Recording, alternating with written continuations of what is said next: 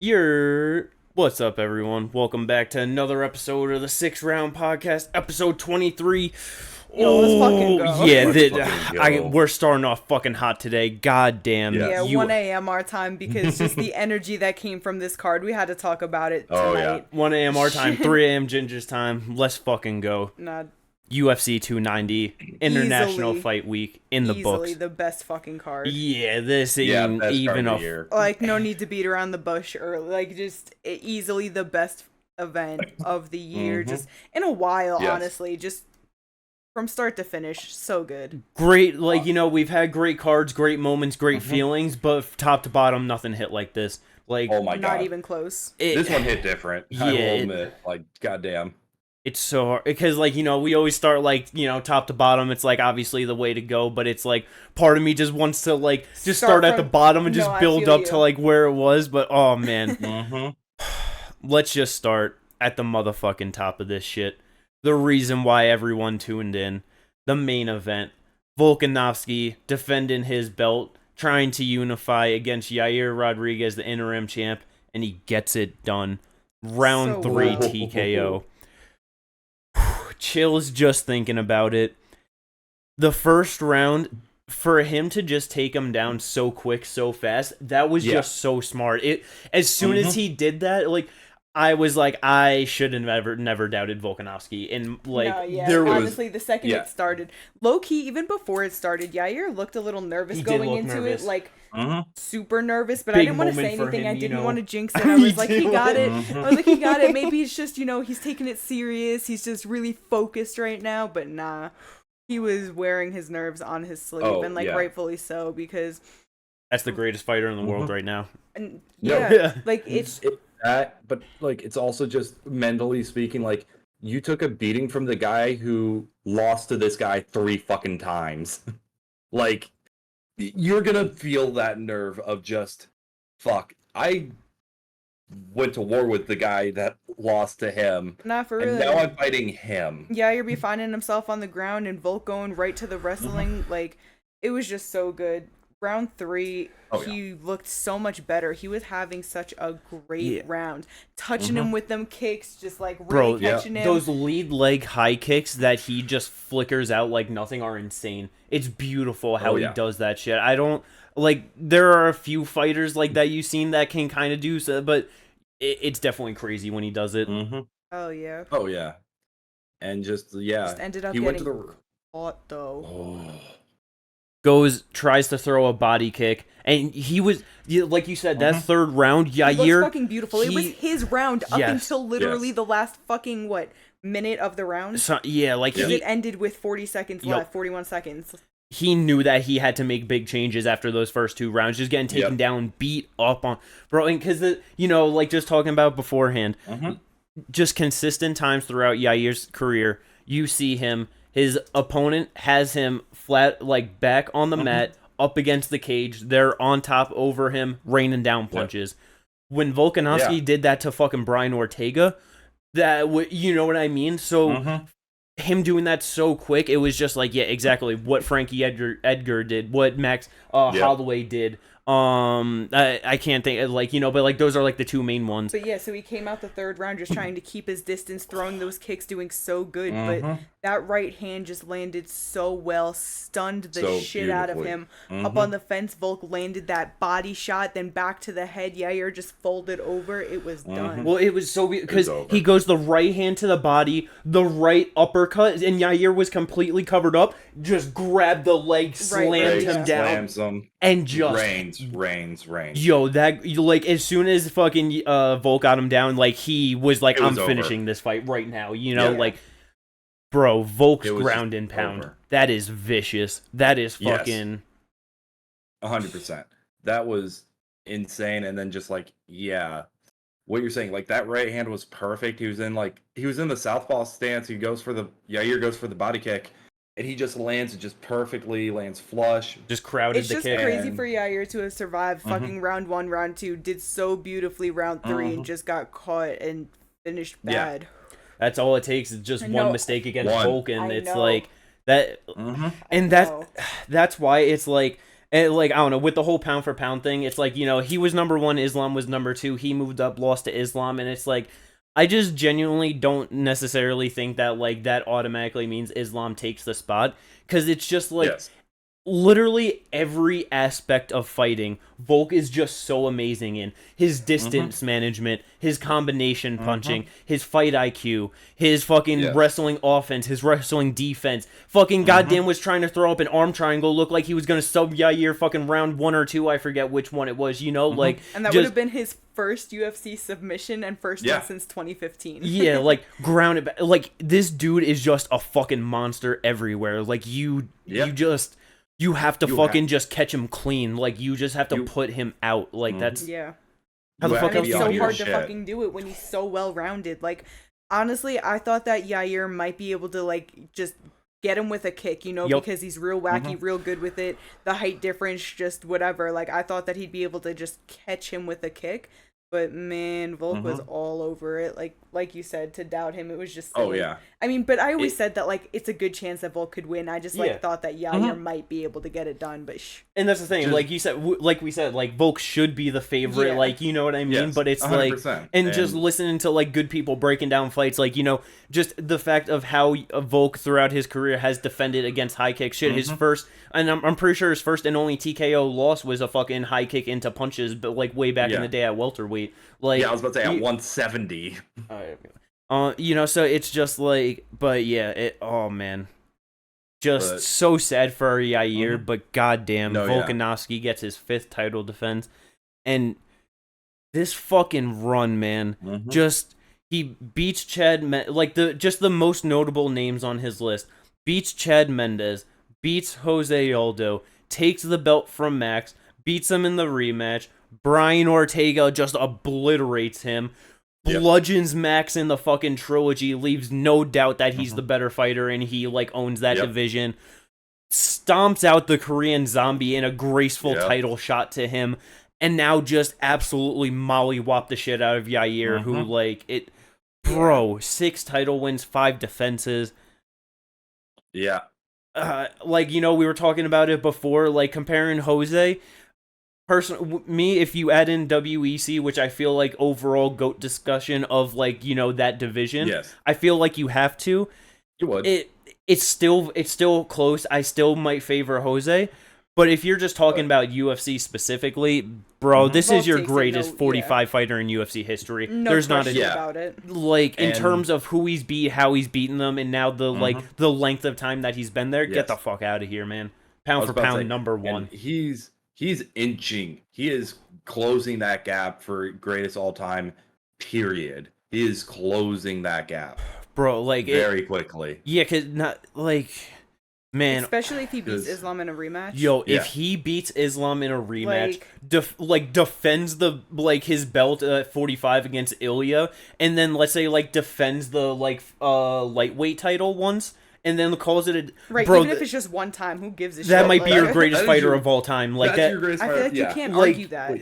It's insane. Like you can a little bit, but I don't know. I feel like there's always going to be the argument with John Jones, just as because of like the amount of title wins for the like the length of time, like, and against the competition. Like he literally has all the things. He has the accolades, he has the competition, he has the performances, like he has the double champ status. Like he literally has it all. So like it is just hard for that.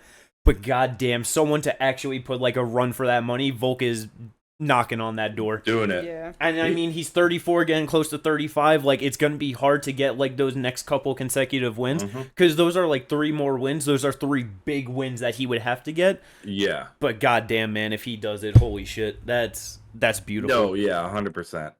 And that's kind of the thing with Volk is like he is definitely like in terms of UFC history the greatest 145 fighter of all time. Like I don't think you can make any argument any other way.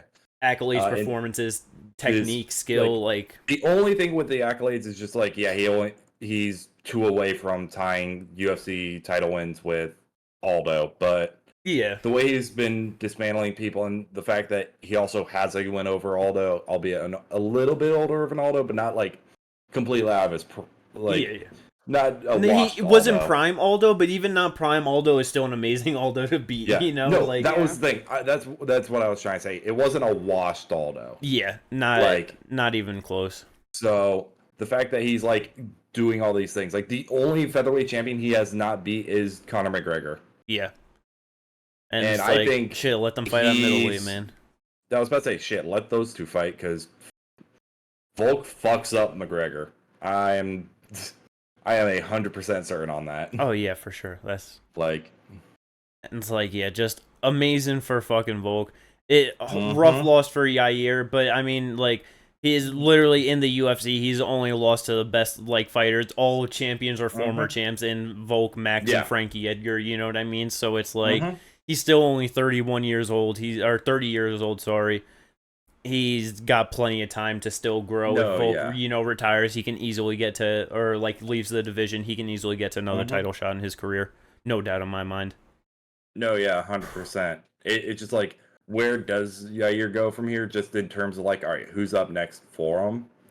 Which, Yeah, I mean, he's gonna be taking time off because of yeah, he's got He needs it. some time beating. off. The other Honestly, person who had, no, I don't know what you were, had in your I mind was of about that. to say, the person who had to take time off already as well might be able to match up timelines. Injured his hand against Max Holloway. That's what Arnold I was Allen thinking. versus Yup. Yair Rodriguez. I'm glad we're That's all on the same exactly page. what I was thinking. You Yeah. do the fucking same. It's the fucking playbook. Arnie lost to Max Holloway. You give him a big fight that he can win. You give him a title shot off that. Let's go. Yeah, And then that's he exactly got what I beat was the thinking. fuck up by Volk.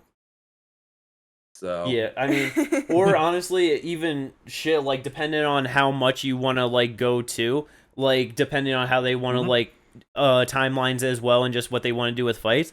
Yo, even Yeah. if they wanted to do like fucking Yair versus Calvin Kattar, I'd fucking take that fight.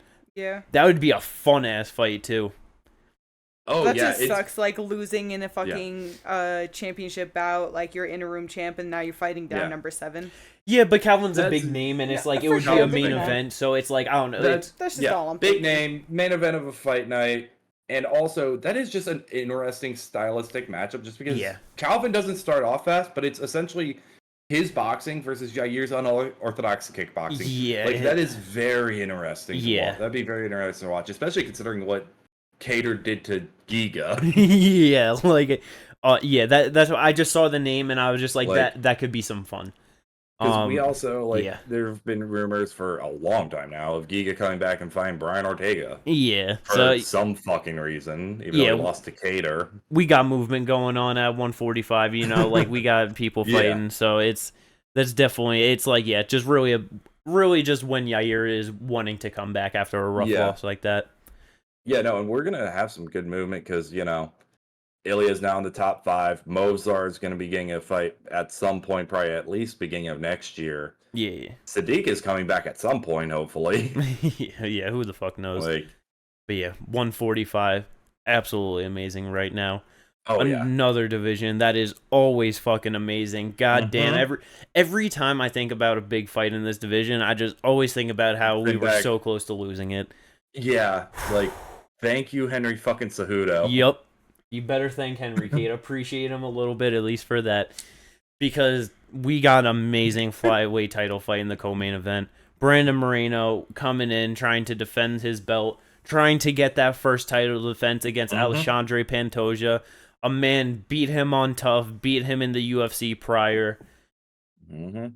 What a fucking fight. It Oh got my fight of the God. night honors. Deservedly so, because holy Oh fucking my shit. God. Start These two to went it war. definitely slowed down a bit in the 5th, but like basically start to finish, what a fucking banger. Back Pantoja and gets forth. the split decision nod. Yeah. Eh, It was Kind of close. surprised it was a split decision, in my opinion. I wanted Moreno to win so bad. I just, in my head, going into that 5th round, I had it 3-1 Pantoja. I'd be like, okay, I wouldn't, like, I could understand 2-2. Yeah. But then he easily won that 5th round, so to me, it was like, this is a clean fight for Pantoja, in my mind. I tend to agree. That's what I had. I personally was like more on the fence throughout the whole thing, even like throughout that 5th round. It was just like the fact that Pantoja was able to just kind of get it to the ground and then just keep things going the way he wanted it to go. Like he started to control the pace of that fight a lot more. But the only reason I don't see 4-1 is because even though like in a lot of the rounds they were very close in terms of like their activity, Moreno was landing a lot more harder shots than Pantoja. But then like Pantoja would in a couple of rounds would get the grappling, would get on the back, would be fishing for a submission, doing this, doing that. That's right. So it was just a very close fight. It was very back and forth. No, yeah, definitely. I guess the reason why, because I also kind of had a 4-1 for Pantoja because, like you said, Moreno was landing the bigger shots, but it's like, I don't know, Pantoja had him cut up too. The strikes were pretty equal. The official score, like fight stats aren't out, but like at the end of the 5th round, apparently it was somewhere around like 167 to 161 significant strikes thrown in favor of Brandon. Yep. But it's like that's still really close. And then on top of all of the control time, like whatever submission attempts he was like possibly granted, it's the takedowns in general. It's I could just see him getting the favor of those rounds. So that's why I was surprised that I don't know. And for me, because, I'm, like, obviously control time, it's always, like, the bottom criteria. But it's the fact that, like, most of the time when Pantoja was controlling him, he had the back. Like, he had the back in so many different parts of the fight where it's just, That's like... why I added, like, the sub attempts, but also, like, I don't know, he cut open Brandon. Like, they were significant strikes. They were back and forth. It was real close, which is why, like, you even bring that into it, is because of how close it is. Like... Yeah, it was a great fight. Yeah, great fight. Great fight. I'm not mad at the decision at all. I was sad. I thought Pantoja was going to win. I felt a lot of things. I was really sad about it. Yeah, I was definitely upset. I know. And I just felt like and especially because, like, in my mind, I'm just like, okay, like, Pantoja has this in the bag, you know what I mean, going into the 5th round. Clearly on the judges' scorecards, it was not that way. No. It just felt like Moreno just gave up that 5th round. I just feel like he did not push in that 5th round like he could have, and that was part of the most, like, heartbreaking thing for me. It was hard to watch that. No, seriously, because, like, I know that he's lost to him one time, in the UFC, and then the other time exhibition in Tough, but I just thought that he'd be able to get it done because he's 5 years younger than him, I think, right? 29 to 33, 4 years younger. Something like that. So it's like when they fought, he was like 22, 24 years old. Yep. And so he's grown so much over this time, obviously, just like making it to champ, just all of his fights have been like 5-round the past like few fights that he's had. As to where this was Pantoja's like first time, and Pantoja, just being a bit older, getting those wins. I feel like he's just shown like like, I don't know, less improvement in the time than Moreno has, just less growth. Like, he was obviously already, like, he's obviously great. Like, he just beat him again. But I just thought that Brandon would be able to get the better of him this time. Yeah.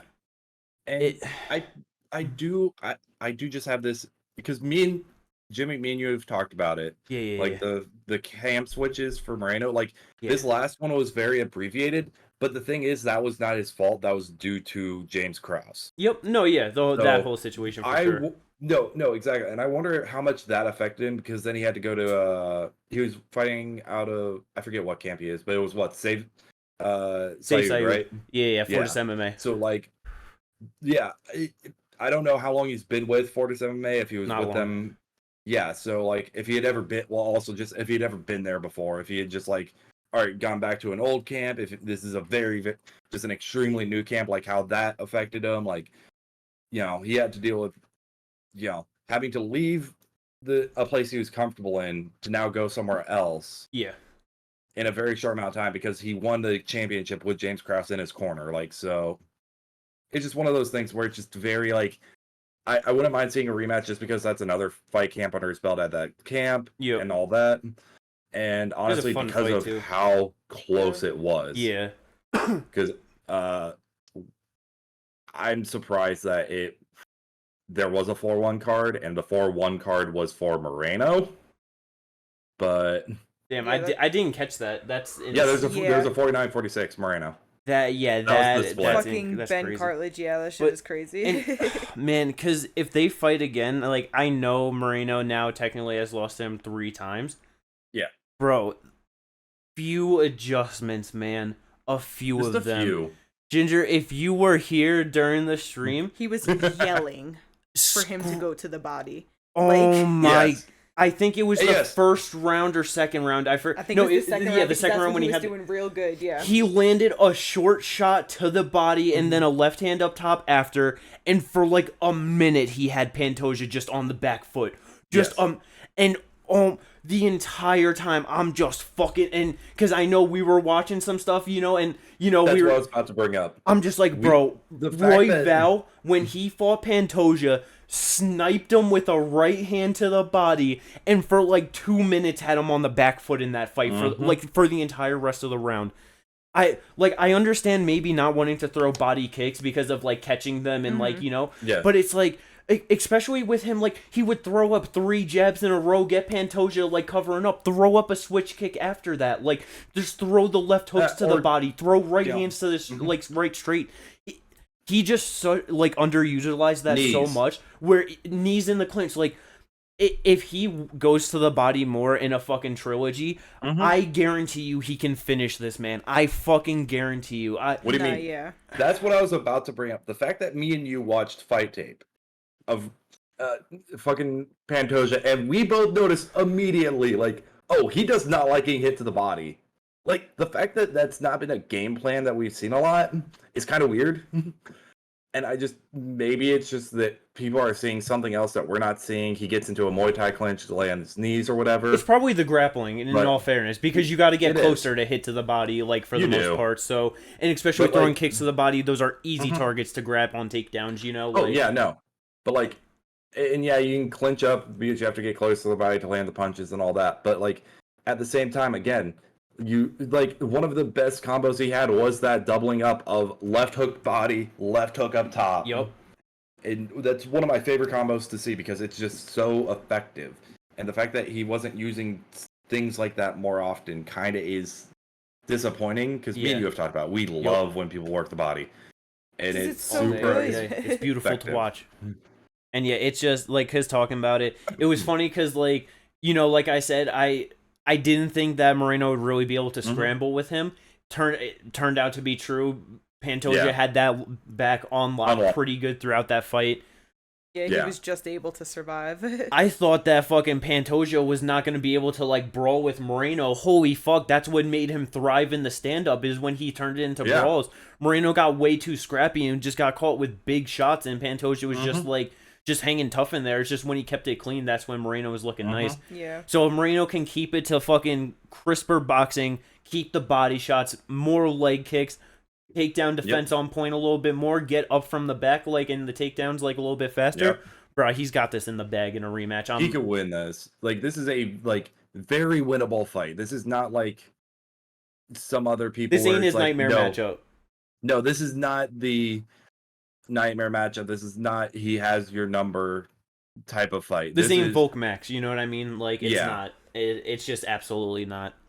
In my opinion, at least. Who knows? They could fight they could fight again. That might be Pantoja's first title defense, and he smashes him. Like who knows? Because at the end of the day, Pantoja got the nod, and bro, he's tough as shit. He's just great. That was just such a great fight. Like just amazing. It is just one of those things. Like he's tough as shit. It's just like how long can that durability last? Yeah. How much longer does he can't be too much longer. Yeah, it's with those weight cuts and all that, and that's the other thing because I know he's a bit of a bigger guy in terms of like cutting weight, or he just doesn't cut weight that well. Because he's only 5'5", 68-inch reach. There ain't no way he could thrive at bantamweight. No, but that's kind of my point. Is that's why body shots work so effectively on him. Now, that's very true. So it's just like work that body a little bit more. Definitely. Get his guard to lower, and then you can land a lot more shots to the head, and then he has to branch back up, just make him think. Make him think a lot more. Once you make him think a lot, that's when he starts to hesitate. Yeah. I know. Yeah, but Brandon only 29. He got time. So much time. No, he does. He has a lot of time. Gotta love it. But moving on to the featured bout. What a performance. What a fucking, like... This was fucking insane. This one was really... Fucking DDP. The only man tough enough to survive DDP is Brad Tavares. But yo, that first round, what a fucking first. Bro, they both just had such good moments, like both doing so good. The fucking kicks to the legs that Whitaker were landing, like every time he goes for those stomps, I fucking shrivel up, like, oh my god, he's about to fucking just blow someone's shit apart one of these days again. In the like, first round, like he was doing so good with the head movement. Drake is swinging big. He's just out the way, backing up, like just so elusive, looking fucking beautiful. I was like, yeah, he got this in the bag. Like, slid through that 1-2 head kick combo at one point that got through the guard, and I was like, oh, he landed it. Like, he landed the I'm combo. sure fucking you were just so happy about seeing that. Oh my god, I'm like, I literally like that fucking the Leonardo DiCaprio meme just like, right, beautiful fucking work. But then the second round, he lands a fucking, they got it on Tapology as a power jab because that's really what the fuck it was. No, seriously. He just ran into it. Yeah, Whitaker was stepping in. He stepped in hard with that jab, and it put him on skates. And he was, jab, admitted he. Go ahead. Oh, sorry, I was gonna say for a jab, slow motion. You seen that shit? His whole face flat, looking like a fucking pug. That shit was a hard jab. Ran like I said, just right into it. It was shit had him on skates. I just hate that that's what ended the fight because he even admitted after the fight he wasn't looking. Like he did not know that had dropped him until he looked and he saw Whitaker like getting up from his hands. He's like, "Oh shit, I hurt him." Like, and I'm like, Whitaker, you are doing so good. I know. You motherfucker. Because didn't he get dropped earlier than that too, though? I don't. Or was it just that one? Maybe he just got hurt. I don't know because it just. I think he got hurt in the first round. Yeah, like second round just got crazy. And well, because Dricus, didn't he get the takedown at one point and he got on top, landing some good ground and pound? I think so. Yeah. Because because that was the end of the round. Yeah. It did so much shit tonight. It's fucking. It's hard trying to think of it all back. Yes, like, but it was just crazy. Drake is fucking getting the TKO over fucking Whitaker. Because as soon as he got him hurt, he fucking smashed him. That hell yeah. Like I was so happy for Dricus. Like he's annoying. He's not the greatest fighter by far. No. But we need something new in this division, and it was just great to see.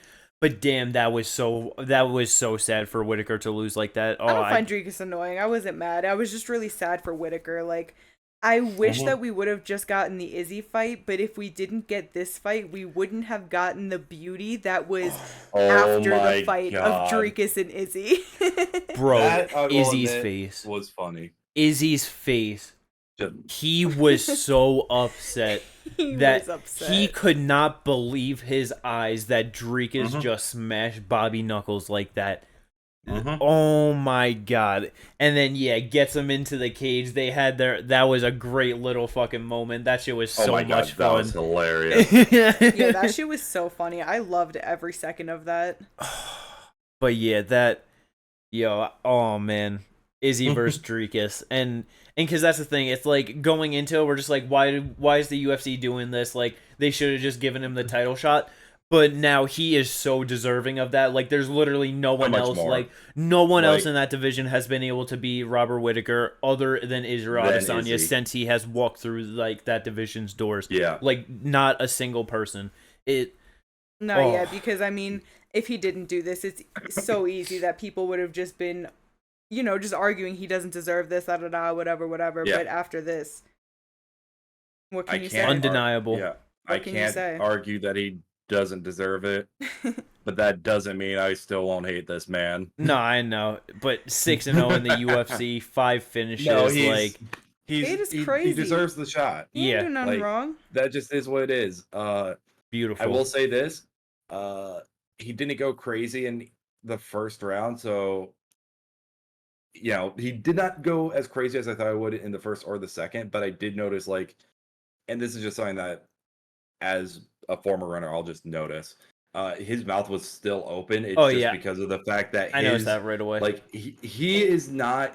Once you build up that habit, it is hard to break that habit. That's honestly like, because when I saw that, that's like, honestly, I thought that because it's like he was doing that right away, and like he was just talking about like him having to do that, and I was wondering, it's like, oh, I wonder if like he could breathe better, but if that's still just like he's just so used to it, yeah. He's just so used to having his mouth open, like he might be breathing through his nose, but it's so, which is going to be a problem if someone lands something that he doesn't see. When you have your mouth open and people land shit, that could easily end up in a broken jaw. So for sure, but we're getting Dricus versus Izzy. I don't know if we're getting a UFC Sydney. We'll have to see, but goddamn, what a fucking performance! And for Whitaker, I'd love to see him fight Sean Strickland. That'd be a fun fight next for him. That'd be a fun fight. It's an interesting stylistic matchup. It's a fight that honestly Whitaker should win. Strickland can win it. I wouldn't be like the most surprised if Strickland could pull out a win, just because Strickland is one of those guys who just sometimes just wins, and you're like, I don't think he should have been able to win that, but fair enough. Nah, yeah. You could easily see Whitaker running into a whole bunch of 1-2s and shit like that, you know what I mean? Exactly, that. But then, like, that's the other thing with Sean Strickland's stance, the way he fights, he doesn't check leg kicks, and he's very heavy on his heavy foot, on the front foot. Yeah, that's very true. So, either way, whatever's next for Whitaker, it's going to be some good shit. Fan favorite, as always, Aussie legend, let's go. Yes. Yeah, this next one. Motherfucking the Hangman. From an Aussie to a Kiwi. Aussie to a Kiwi. Dan the Hangman Hooker edges Jalen in a split decision with a broken arm. Joe Rogan goes, "Oh, did you break your arm in that fight?" Just a scratch. Just a scratch. The whole time it's severely fucking broken. Like this man will forever be too tough for his own good. Hell yeah. So many fights, time and time again. He's just too tough for his own good. But motherfucker got it done. Yeah, he did. He did, but I'm scared for him. Like, okay, it's because I'm watching it and I was like, yo, I love this for him. This is so good. And then I was like, wait a second. Like, it settled in and I was like, wait a second. Why couldn't he have just lost? Because now he's just going to get thrown into the top 10. And now he's just going to be a too tough for his own good ass motherfucker. Yet again, fighting. Just, because it's Grant Dawson. Because honestly, like, in my head, because, like, me and Kate, like, we're kind of talking about it, and, like, initial thought right away, I thought Benny, but I feel like now, especially with him having a broken arm, he's gonna be out for a while, bruh, he might be coming back to, like, Fazeev, like, he might be coming, you know what he could just be coming back to, like, a monster in, like, the fucking top of that division. Some fights happen, like, if Renato Moicano gets a fight, if Frivola gets a fight, and then before this he said he wanted to beat Jalen Turner and then fight Arman Sarukian. I think so. So, like, even, like, just depending on how long he's out and where people are at it, it's like, bro, he's coming back to a monster that he just doesn't need to fight. Right. He just doesn't. Yeah. Like, he should have just taken the Tony Ferguson fight. Like, it just, you know what I mean? No, Like, you gotta love him, but fuck, you're too tough for your own good, man. I love really him. I hate his career. Yeah, right. I can understand that. But real quick, I'm just wondering, because I threw it up in the Discord, but one, not used to seeing Dan Hooker with blonde hair. Yep. I hate Two, not used to seeing him with tattoos. Yep. And three, his leg tattoos look like fucking shin guards at first. That's funny. Like, I love the tattoos. The back tattoo is fire. But it's just the blonde hair just didn't suit him. But it gave him that little power to push through and win this fight. Yeah, it made him look like fucking old school Ric Flair with the red fucking tint in it. He said, I wanted pink hair, died. But yeah, just beautiful fight. When that shit happened, we're just like, oh, fight of the night right here. You know what I mean? But yeah, just, absolutely amazing. Let's just hope that Dan just doesn't want to actually fight for a title. And he just changes his mindset. He does. I know. You know he does. But yeah, an amazing fucking pay-per-view. And you gotta start it off with an amazing fight. Oh my god. Because goddamn, no Bickle Bo Nickel out here getting it done in 38 seconds against Val Woodburn. Yeah. He just went out there and just put the motherfucking paws on this man. Yeah. Yeah, that. What was that? A lead overhand that started that whole thing? Yeah, I think so. Yeah, because he Like- fights southpaw, right? Yeah. Or what? It might have been a left hand at first. I don't. I don't remember, but it was. No, yeah, because I think he it's- went down for like a big, like faking Yeah. a takedown and just big overhand left, and then he did it again and just started throwing punches, just pieced Val the fuck up. Like it Either just, way, starts the shit out of him 38 seconds into the fucking round. Just Yep. like yeah, he was done. it's just like clearly this man needs a step up in competition. No, okay, It's I like- remember what it was with Val specifically. No, because he hit him and like I don't remember the whatever, but Val on his feet. Yo, he wouldn't fall down at first. He was just there, literally just wobbling. You could see there was nothing in his face. Then Bo just came, right hand, and Val just out finally. Bo's like, get down. Finish. That was just a beatdown. Yeah. Just 38 No, it really second was. beatdown. 38-second beatdown. But yeah. And just in out. I kind of agree with the step up in competition. I just don't know what that looks like at the moment. Exactly. I'm just like, does he fight someone outside top 15? Does he get someone in the top 15? Do not throw this man to the top 15 That's just what yet. I'm saying. Do you give person. him a Brad Tavares type?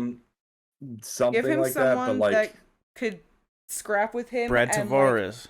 defend his Brad. takedowns and shit. That's Brad Tavares. Yeah, Brad could definitely. Okay. He's a scrappy guy. He definitely don't maybe got the not greatest grappling, but like that's kind of the thing is Brad Tavares is also that guy who's always been like either right at the number 15, 14, 13 or right outside it, where it's like he's kind of the litmus test on if you're top 15 material.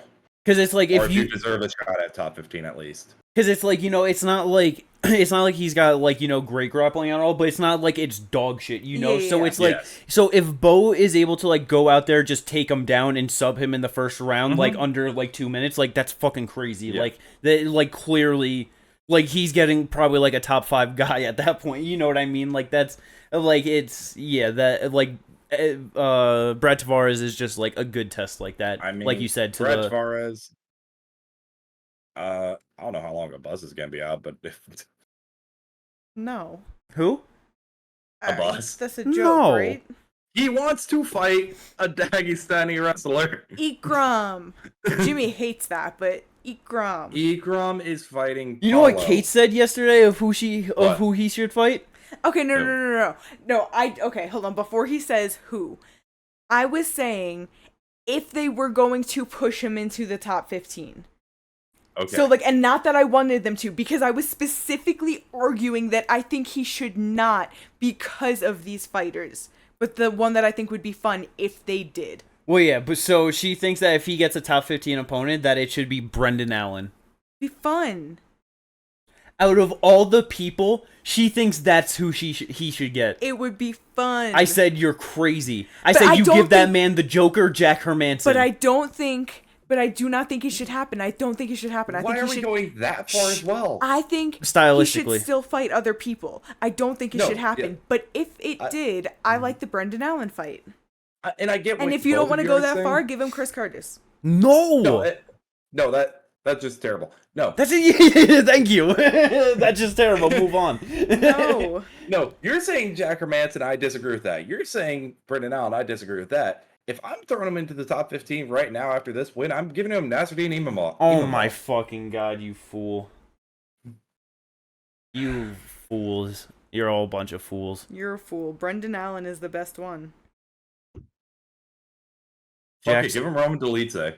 Brendan You don't Allen. give him a guy that's going to viciously knock him out on the feet if he can't take him down. That's not what the fuck you Fucking do. boost it all the way. Give Oh. him Jared Cannonier. Wasn't Dolidze taken down by fucking Vittori in their fight? Yeah, I'm talking about Jack Hermanson. No, I know. You said Dolidze was taken down by Vittori. Yes. Okay, so what? But What I'm saying is, like, oh yeah, but like Vittori could take him down. Bo Nichols So should anyway, be able don't to give him easily any take of him these down. people. Give him Brad Tavares and just... yeah, Yes. either I think that would be a good That's step. the But actual fight you need to do. Is something like Yes. a Brad Tavares, Let's go. But we were deep in a whole conversation, and he brought that up, like, this is just out of context. You have to get the full feel of the combo. 38-second knockout for Bo. Let's go. Moving on to a 39-second knockout.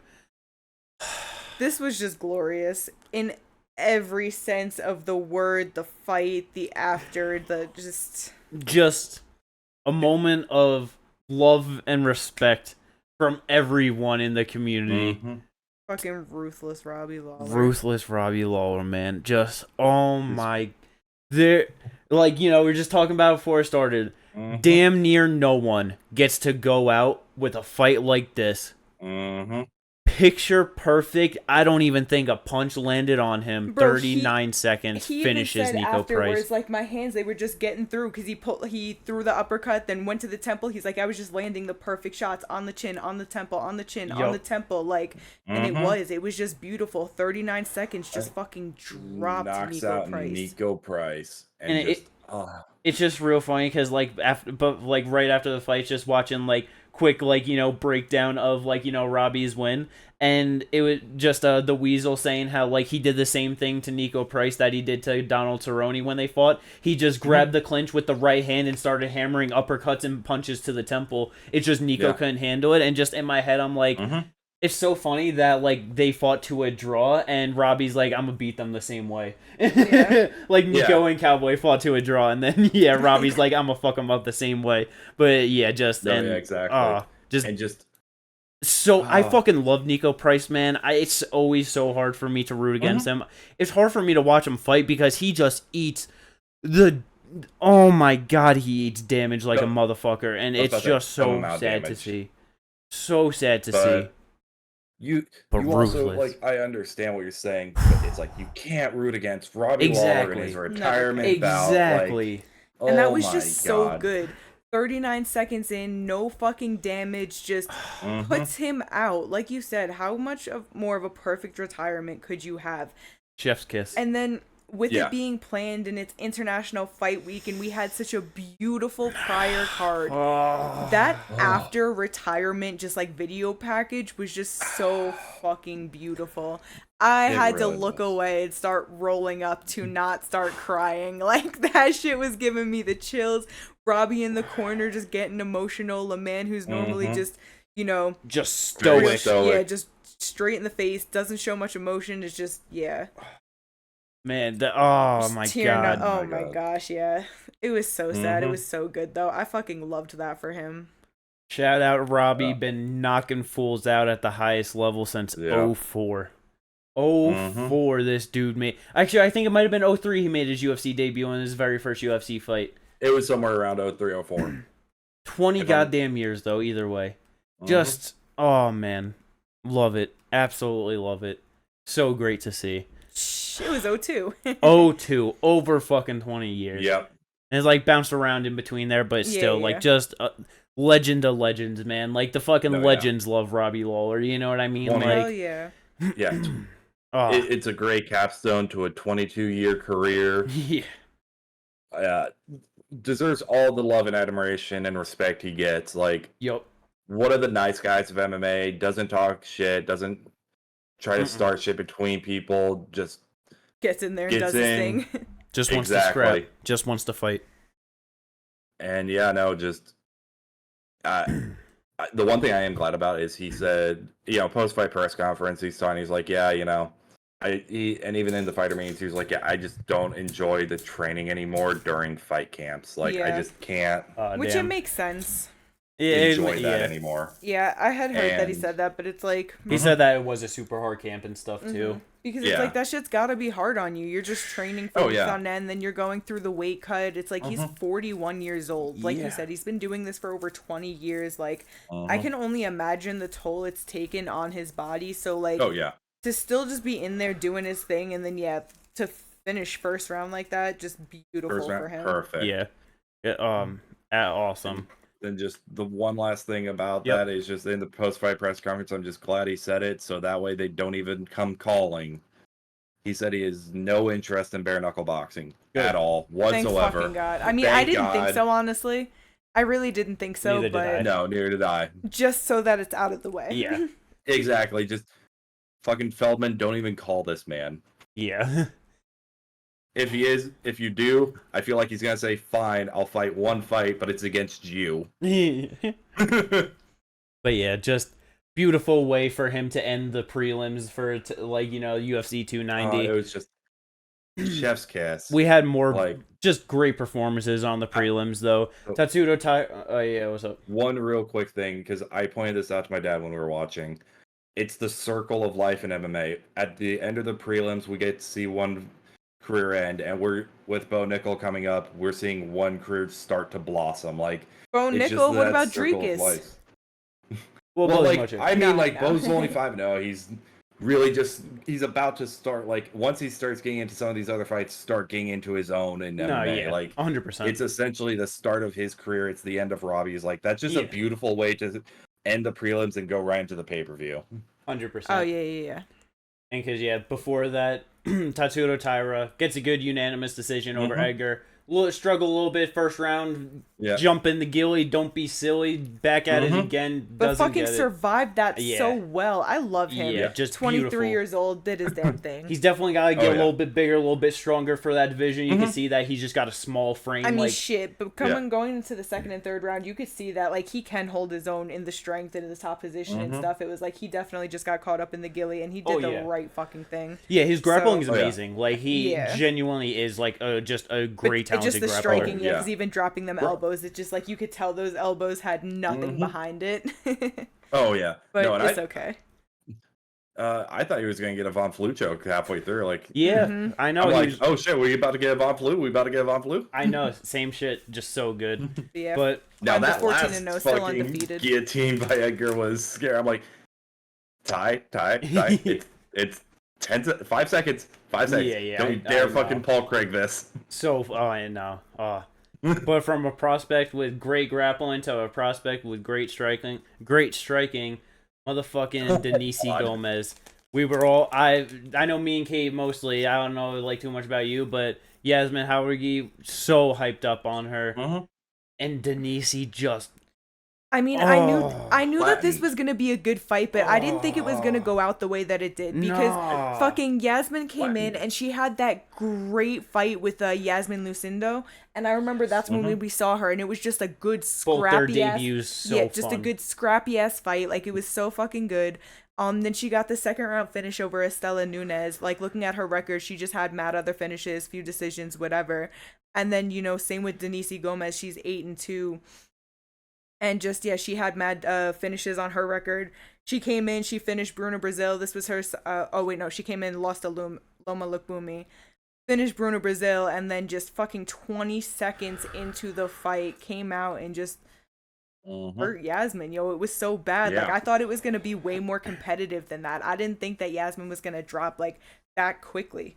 And I truthfully thought she was going to win, but... it was just nasty, too, because she landed the right hand that hurt her. She landed the right hand that kind of stumbled her. And then she landed another right hand that just sat her to her ass, followed it up with the fucking punches. Yasmin tried to fucking argue the stoppage. That shit was over. You were done in 20... Yeah, like, just... Yeah.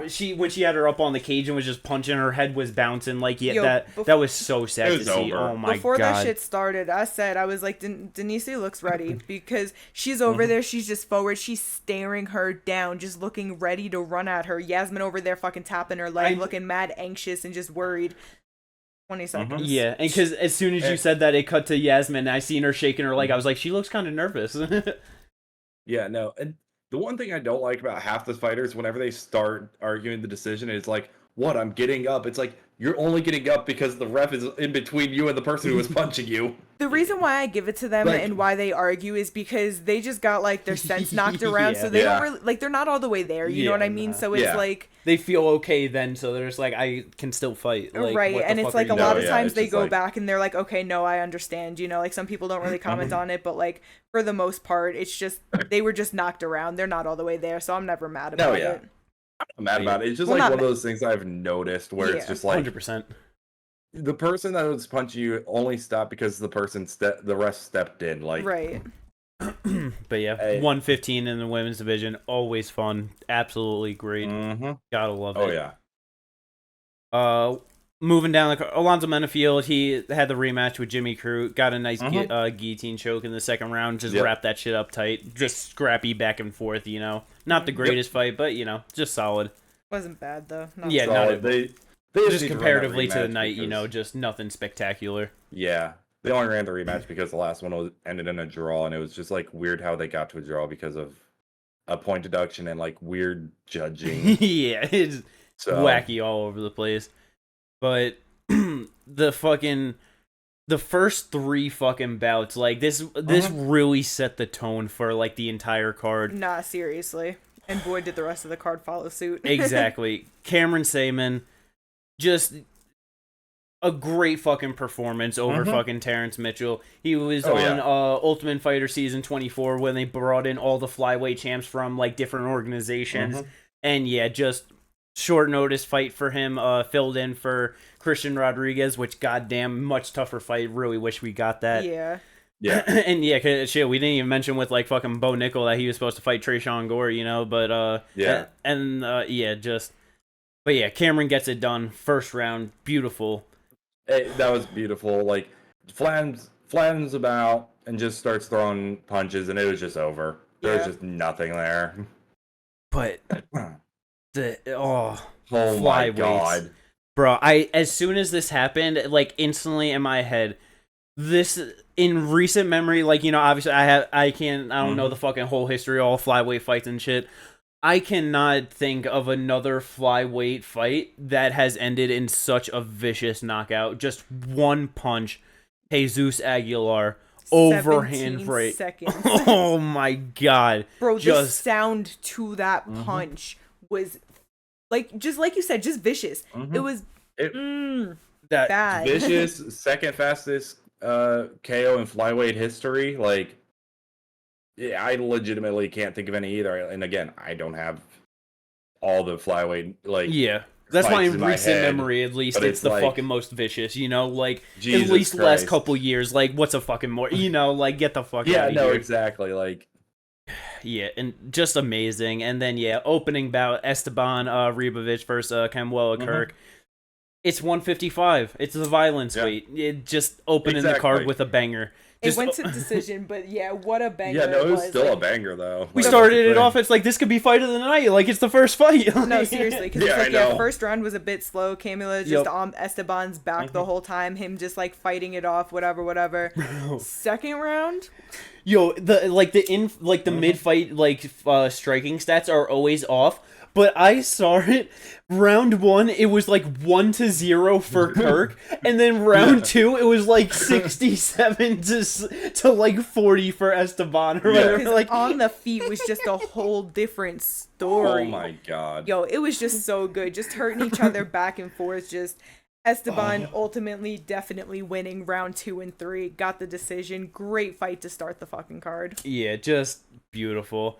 And, with just such an amazing card, it's crazy that this shit could have been even better. Because, with the canceled Fizzle bouts real quick, Bo was supposed to fight Trayshawn, as we said. We were supposed to get Figgy versus Manel Kopp, which it was a weird thing that he said he was going to 35. He literally left his gloves in the fucking ring. I was like, I'm retiring 125 Figgy. You know what I mean? And he's like, no, I'm just going to fight Manel Kopp, and then just doesn't get medically cleared, can't fight. Yep. Supposed to have Jack Della versus Sean Brady. Sean pulls out beginning of fight week. In comes in Josiah Harrell. Holy shit, it's a good thing he does because has some crazy fucking medical condition that has artery blockage at the base of his brain and gets pulled from the fight a day before. That was potentially fucking life-saving. As much as I wanted to see Jack Della Maddalena, of all people, this kid who was 7-0 just won a fight in LFA, stepping in so late notice. Things really work out. Just a 55er moving up to 170 on it, that bro would have gone fucked up. Bro, just seriously, things happen in a crazy way. But I'm just thank God that happens. Exactly, that's insane. Because especially I don't know how pre-fight medicals are on regionals, but or LFA, but going to the UFC and they're all right, do these pre-fight medicals, and they're hey, we found something weird. Yeah, try to do a CT scan or some shit, and it's Holy shit. Me and Jimmy were talking about it, and that like it might be like commission based or something, because like that's what I was saying is like LFA, like while it might be regional, it's a big organization. I'm like surprised that it didn't get caught there, but again, like if it's just in certain states and certain commissions and they don't go as deep, then that's the thing. LFA is usually in what, like Atlanta, and like it's usually like on the other side of the kind of state, right? Like that's what I assume, that they're in like not big states, you know what I mean? Yeah. Because that's the thing. It's like, you know, it like I know that everything is ran through the commissions, and so that's why it's like, yeah, how is it not called an LFA? And it's like they got to just be in like just whatever commissions, you know. But yeah, just absolutely crazy. Just what a fucking night of fights. Just beautiful. But of all those fights, all the glory, with it being International Fight Week, and it's not even arguable the greatest event of the year so far, and just the greatest event in quite a while. Should I throw this now, or should I wait? I'm sorry, you go. Throw it now, because the only people to get bonuses was Fight of the Night went to Brandon and Pantoja. Deservedly so, obviously. Yeah. Performance bonuses went to Denise Gomez and Dricus Duplessis. Very fair. That's it. Crickets. That's fucking it. Crickets. The Miami card, they handed out bonuses left and right, and for International Fight Week, and the best fucking event that they have had, just back to back to back banger ass fights. That's what you have to offer? Fuck 'em. Super fuck 'em. Fuck 'em. I'll just bring it up just because I know, like, I don't give a fuck. Fuck 'em. Look, it's gonna get brought up in the comments anyway, so like, I know someone will say it, but like, yeah, no. Dana White did say in the post-fight press conference that they were going to be giving non-discretionary bonuses to other fighters. On the I don't give a fuck. I understand. Make it super discretionary. Super discretionary. Just like Masvidal, super necessary. Super necessary. It's super necessary to make it discretionary, motherfucker. Tell everybody that they had the performance. Give them the fucking money that they deserve. Like, put that on their record that they got this. You know what I mean? Like, it was so deserving for so many. Because even for the Miami card, they bumped it up to 75K bonuses as well, and they handed out like 6 of them or some shit like that. Like, and these motherfuckers couldn't do it for this. The cheap bastards. Break something. Someone's got to get stabbed. I'm just saying that this was what was said. That's what's doing. I am not disagreeing with you. I think they should have handed out more bonuses, because this is probably one of the biggest fight cards of the year. Yeah, it's just, like, it's crazy. In terms of just pay-per-view buys, I guarantee you it's at least up there. But it has to be 100%. But yeah, just absolutely amazing. But talking about biggest fight cards of the year, we go to the biggest upset of the year in Tapology. Motherfucking Ginger edges it ahead for the victory this week.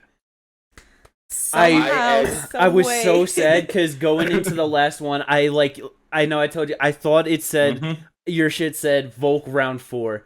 And when I saw him start beating the shit out of Yair, I was like, let's go, I win it. And then I refreshed Tapology, and I saw that you were ahead of me, and I was like, what the fuck? And then I looked, and god damn it. God damn it. Fight. Like, it was the one fight I needed in the last fight. If Volk had won, me and Katie would have tied for second. If I had got a semi-perfect, I would have been in second place under Jimmy. If I got perfect, I won. And I fucking won. The fact that third round TKO by Volkanovski is what won me this is amazing. Beautiful. And holy shit, the only fight I got perfect, because I had 9 fights right, 0 decisions, 1 perfect, 3 semi-perfects. With 545 points overall. Me coming in second place, I had the most picks right in the group overall in Tapology. 10 picks right, but no decisions, no perfects. I got 2 semis in there, so it didn't. So like that's what kind of held me back, even though I got 10 picks right. Yep. Yeah, I got the 3 semi-perfects, no decisions, and 9 right, but it was just crazy, just doing so well, because the only one I got wrong up until the Hooker fight was Yasmin, and then I got Whitaker wrong, Moreno wrong and fucking Yair wrong, and just like Bro, I was so straight happy downhill. last second I switched it to Dricus. Yeah. I was like, I had a You were feeling. happy, and Kate then- just kept saying, "Do it, do it." And I'm just like, I feel Yeah. like she wants me to do it so she can like edge me out in like Tapology, like. But I was just Nah, like, I just "Fuck wanted it, I you have to do it for the to." fun pick. Nah, I thought yeah. about it. Like I almost went back like later on, and then I was like, nah, like it. Because you and fucking Stovo kept saying it, and I felt it in my heart, but I was ignoring it so hard. I was like, I don't want it to be true. Yeah. It needed to happen, though. It did. But that yeah. was the biggest thing, was I needed at least like out of the three, like, because I knew me and Jimmy had all three of the last ones completely different. Yeah, I know. And because you started out rough too, you were in 10th place for a while, and I'm just sitting here talking shit, just laughing, all But the happy. thing is, like, even with him being so far away, it's like shit was so close. It's like so many people were tied for like first place, third place, fifth place, seventh place, and then like you know what I mean? Like even with him being in last, it was like fucking 60 points away. Like Yeah, no, and then it was like, I think after like the Lawler win, it jumped me up to 4. Yeah, because and it was me, Katie, and then Jimmy, and then like mad people had Nico. Yeah. Yep. Yeah, and we had Lawler by decision, so you got with the finish. It helped you. Yeah, I get that fight right. I get the nickel fight right, but I got the round right. I just didn't get the and then Turner completely wrong, Whitaker wrong. Yeah.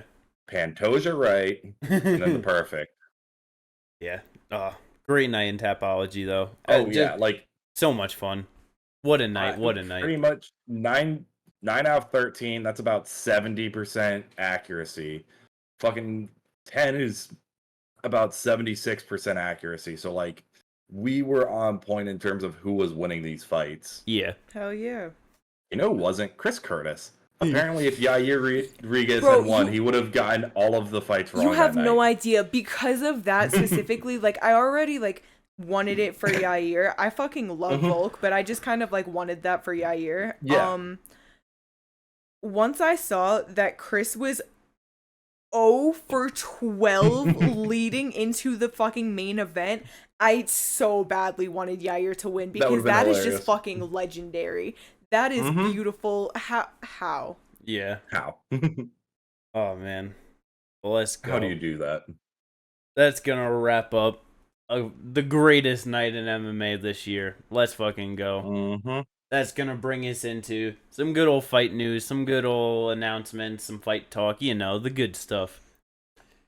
Kind of got stuff. Let's just start with what we got at the top. A little bit of sadness. Yeah. Oliveira, he ain't ready for Islam in Abu Dhabi. He said he's hoping to sit out and get him in November, December.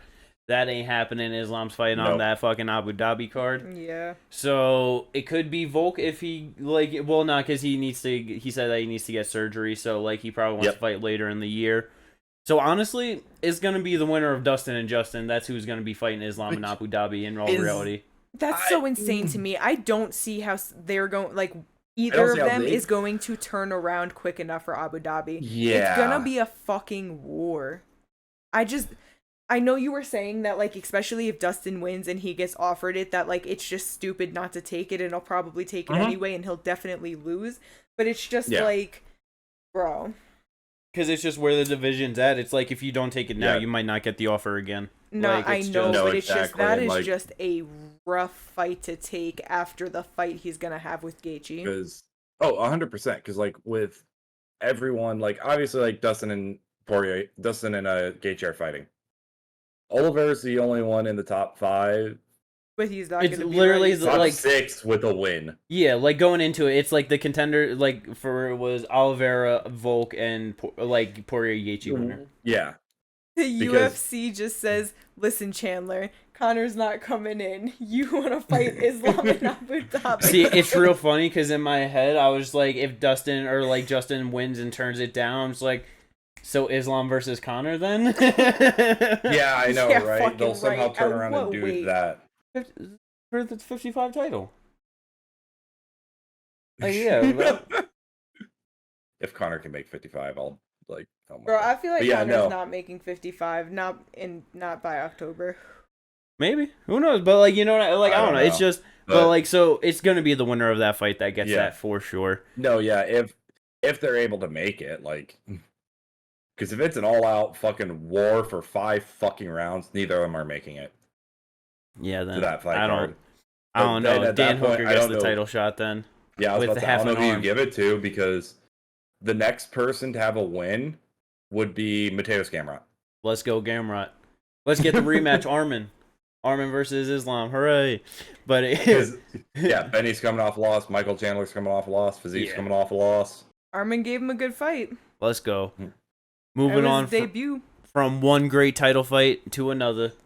This is an alright title fight in all reality. It's a great title fight for the casual fans, but Jones versus Stipe set for MSG. We all knew it was happening, but it's like, yeah. I am just hoping for the double retirement and the division thrives after that. So let's go. Yeah.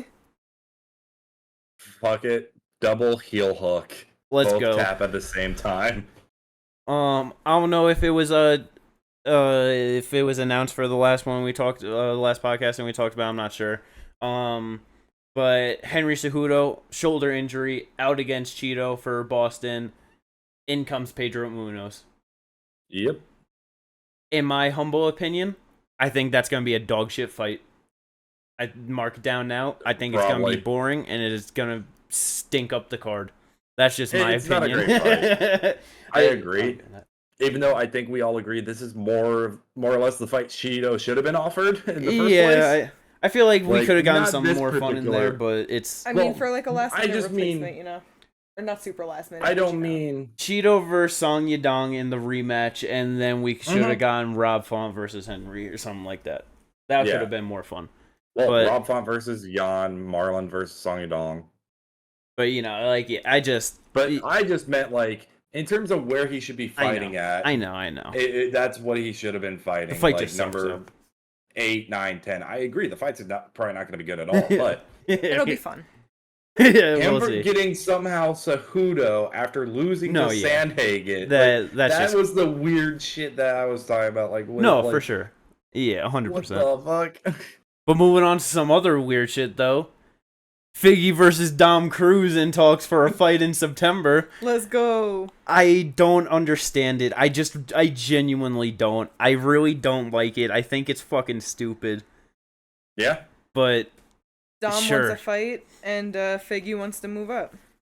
And Figgy, I mean, former champ, decent sized name. I'm not the biggest fan of it.